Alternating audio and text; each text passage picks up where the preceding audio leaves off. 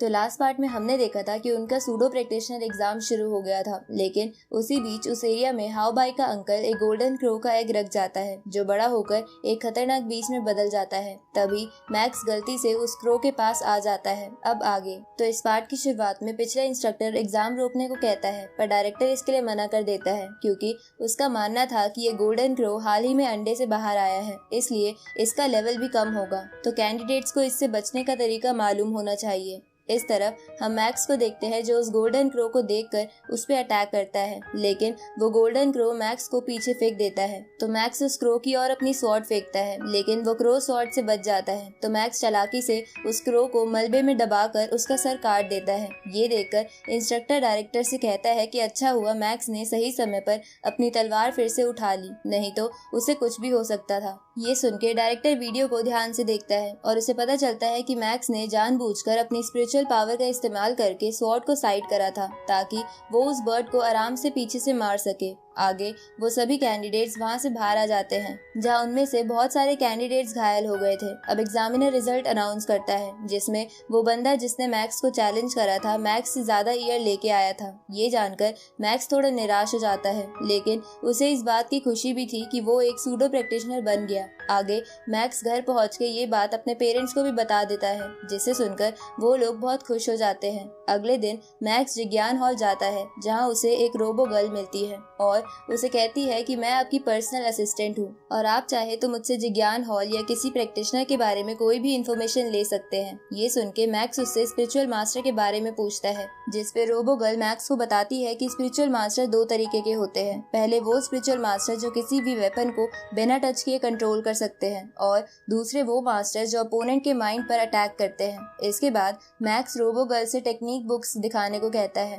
क्योंकि वो उन्हें खरीदना चाहता था, पर वो उनके प्राइस देखकर हैरान हो जाता है क्योंकि वो बहुत ज्यादा थे। जिस पे रोबो गर्ल उसे बताती है कि आप इन टेक्निक बुक्स को अपने लेवल के अकॉर्डिंग भी खरीद सकते हो, जिसके बाद आपको ये सस्ती मिलेंगी, क्योंकि इस दुनिया के टॉप प्रैक्टिशनर जिसका नाम होंग है उसकी टेक्निक बुक्स के सामने इन टेक्निक बुक्स का प्राइस तो कुछ भी नहीं है। ये सुन के मैक्स होंग के बारे में सोचता है और उसे समझ आता है कि अगर उसे होंग से आगे निकलना है तो उसे उन टेक्निक्स पर फोकस करना चाहिए जिनमें वो अच्छा है। इसलिए मैक्स 9 टायर स्वॉर्ड्स टेक्निक खरीद लेता है, जिसपे वो रोबो गर्ल मैक्स से पूछती है कि क्या आपको और कुछ भी खरीदना है। तो मैक्स उसे वेपन्स दिखाने को कहता है, लेकिन वो इन्हें नहीं खरीद सकता था क्योंकि उनका प्राइस मैक्स के बजट के आसपास नहीं था। आगे मैक्स जब घर पे होता है तब चेनगू नाम का एडवांस प्रैक्टिशनर मैक्स को उसकी टेक्निक बुक्स डिलीवर करने आता है, जिसपे मैक्स उससे पूछता है कि आप यहाँ खुद क्यों आए, आप चाहे तो किसी को भी भेज सकते थे। तो वो एडवांस प्रैक्टिशनर मैक्स को बताता है कि ऐसी बुक्स बहुत ज्यादा स्पेशल होती हैं जिन्हें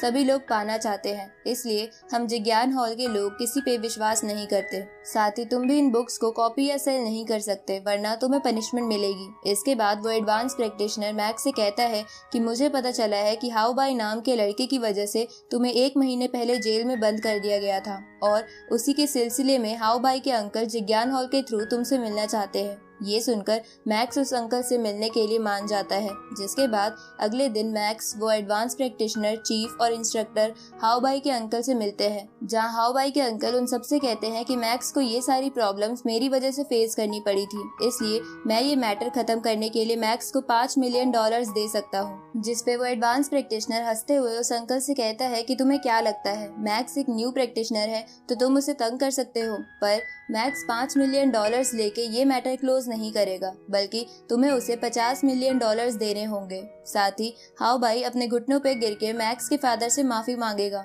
ये सुन के वो अंकल एडवांस प्रैक्टिशनर यानी चेनगू से कहता है कि मैं पैसे तो दे दूंगा, पर हाउ बाई माफी नहीं मांगेगा। ये सुन के इंस्ट्रक्टर अंकल से कहता है कि अगर इसके लिए मैक्स मानता है तो हमें कोई प्रॉब्लम नहीं है। ये सुन के मैक्स बोलता है कि हाउ बाई ने मेरे पेरेंट्स की डिसरिस्पेक्ट की थी, इसलिए मैं इस मैटर को क्लोज नहीं करूंगा। ये सुन के वो अंकल गुस्सा हो जाता है और गुस्से में वहाँ से चला जाता है, जिसके बाद मैक्स उन तीनों से उसका साथ देने के लिए थैंक यू बोलता है। साथ ही थोड़ा निराश भी हो जाता है क्योंकि वो वो उस 50 मिलियन से वेपन्स भी खरीद सकता था। ये जानकर एडवांस प्रैक्टिशनर मैक्स से कहता है कि तुम्हें जो भी वेपन्स चाहिए उसकी लिस्ट मुझे दे दो, मैं तुम्हें वो हाफ प्राइस पर दिलवा दूंगा, क्योंकि जिज्ञान हॉल में कंट्रीब्यूशन पॉइंट्स भी होते हैं जिन्हें मैं डिस्काउंट के तौर पर इस्तेमाल कर सकता हूँ। ये सुन के मैक्स खुश हो जाता है। तभी इंस्ट्रक्टर मैक्स को बताता है कि तुम दोनों टीममेट्स हो तो तुम्हें इसे थैंक यू बोलने की कोई जरूरत नहीं है, क्योंकि मैंने डायरेक्टर के कहने पर तुम्हें फायर हैमर नाम की जनरल प्रैक्टिशनर की टीम में डाल दिया है। इसके बाद चेंगू मैक्स को बताता है कि वो उस टीम का वाइस कैप्टन है। उसी वक्त इंस्ट्रक्टर मैक्स को बताता है कि अगर तुमने इस टीम के पहले मिशन पर कुछ गड़बड़ करी या टीममेट्स को खतरे में डाल दिया तो मैं तुम्हें टीम से निकाल दूंगा। इधर उस अंकल को समझ नहीं आता कि मैक्स गोल्डन क्रो से कैसे बच गया, पर फिर भी वो मैक्स को रास्ते से हटाने का सोचते हैं। अब रात को मैक्स को बुरा सपना आता है कि उसे और उसकी फायर हैमर टीम के मेंबर्स को किसी ने मार दिया है, पर मैक्स इस बात पर ध्यान नहीं देता और सुबह होने पर आर्मर पहन के चेंगू के साथ फायर हैमर टीम के बाकी मेंबर्स के पास आ जाता है, क्योंकि उन्हें एक असाइनमेंट मिला था। अब वहां पहुंचने पर चेंगू मैक्स को टीम के कैप्टन से मिलवाता है जो बहुत ज्यादा स्ट्रॉन्ग था। इसके बाद कैप्टन सभी टीम मेंबर्स को एक बंदे से मिलवाता है जो असल में एक बायोलॉजिकल इंस्टीट्यूट का मैनेजर था और उसी ने फायर हैमर टीम को किसी काम की वजह से बुक किया था। अब वो मैनेजर उन सबको बताता है कि हमारे ग्रुप के कुछ वॉलंटियर्स मॉन्स्टर के जीन सैंपल्स कलेक्ट करने के लिए हाल ही में एरिया 0201 में गए, बट हमें पता चला है कि उन वॉलंटियर्स पर मॉन्स्टर्स ने अटैक कर दिया है, इसलिए मैं चाहता हूँ कि आप सब वहां जाकर उन सबको बचा कर लाएं। ये सुनकर वो सब इस असाइनमेंट के लिए मान जाते हैं और उस एरिया 0201 की तरफ निकल जाते हैं। इधर हम देखते हैं कि उन वॉलंटियर्स में ईवा भी थी जो मॉन्स्टर से बच के इधर उधर भाग रही थी। आगे फायर हैमर टीम भी उस एरिया की तरफ आ रही थी, पर तभी उन्हें मॉन्स्टर्स घेर लेते हैं, जिसे देखकर वो सब सावधान हो जाते हैं। लेकिन उसी वक्त वहाँ पर एक बड़ा पिग बीस्ट आकर मैक्स को दूर फेंक देता है। साथ ही उस पिग बीस्ट को देखकर बाकी मॉन्स्टर्स भाग जाते हैं। तभी मैक्स फिर से खड़ा होकर उस पिग के अंदर अपनी स्वॉर्ड घुसा देता है, पर इससे वो पिग नहीं मरता। तो मैक्स अपनी स्वॉर्ड वापस निकालकर उस पिग पे उसी स्वॉर्ड टेक्निक का इस्तेमाल करता है जिसे उसने हाल ही में सीखा था, जिसकी वजह से वो पिग मर जाता है। ये देखकर कैप्टन मैक्स की तारीफ करता है क्योंकि उसने एक F क्लास मॉन्स्टर को इतनी आसानी से मार दिया था। उसी वक्त वो मैनेजर उन सबको उन वॉलंटियर्स की पिक भेजता है जिसमें ईवा भी थी, तो मैक्स ईवा को देखकर चौंक जाता है। तभी एक टीम मेंबर को एक साउंड डिवाइस मिलता है जिससे मॉन्स्टर्स को अट्रैक्ट किया जाता था। अब उस डिवाइस को देखकर वो लोग समझ जाते हैं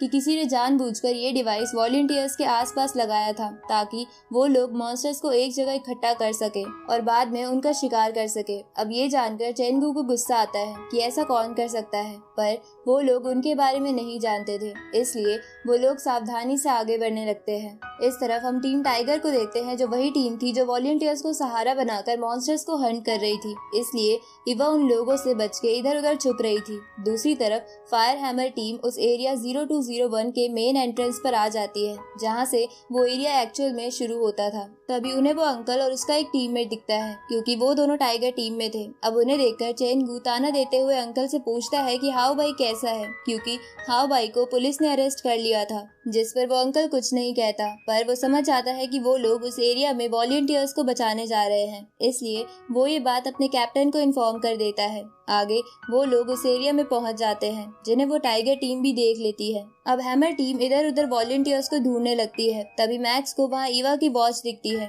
उसी वक्त उसका टीममेट मैक्स को बताता है कि मुझे यहाँ पर वैसा ही साउंड डिवाइस मिला था, इसलिए मुझे नहीं लगता कि जिसकी ये वॉच है वो बचा होगा। ये सुनकर मैक्स निराश हो जाता है। अब वो सब वहाँ से और आगे जाने लगते हैं, पर तभी टाइगर टीम का कैप्टन एक साउंड डिवाइस को एक्टिवेट कर देता है जिसकी वजह से वहाँ पर बहुत सारे मॉन्स्टर्स आने लगते हैं, जिसे देखकर वो लोग वहाँ से भागते हैं क्योंकि वो लोग इतने सारे मॉन्स्टर्स से एक साथ नहीं लड़ सकते थे। इधर ईवा बचते बचाते एक मेंशन में आके उसका डोर लॉक कर देती है, लेकिन उसे टाइगर टीम का स्नाइपर देख लेता है और उस डोर के लॉक को डिस्ट्रॉय कर देता है। दूसरी तरफ इस गोली की आवाज हैमर टीम भी सुन लेती है, इसलिए वो लोग कुछ मॉन्स्टर से पीछे छुड़ाकर उस तरफ जाने लगते हैं क्योंकि उन्हें लग रहा था कि वहाँ कोई सर्वाइवर होगा। इधर उस मेंशन में एक मॉन्स्टर घुस जाता है तो ईवा उसे आंख से चकमा देकर मेंशन के बाहर आ जाती है, लेकिन बाहर एक टाइगर बीस्ट खड़ा था जो ईवा को खाने के लिए आगे आने लगता है, पर तभी वहाँ मैक्स आकर उसे बचा लेता है। जिसके बाद वहाँ हैमर टीम के बाकी मेंबर्स भी आ जाते हैं, लेकिन उनके पीछे बहुत सारे मॉन्स्टर्स आ रहे थे, इसलिए वो लोग ईवा को लेके वहाँ से भागने लगते हैं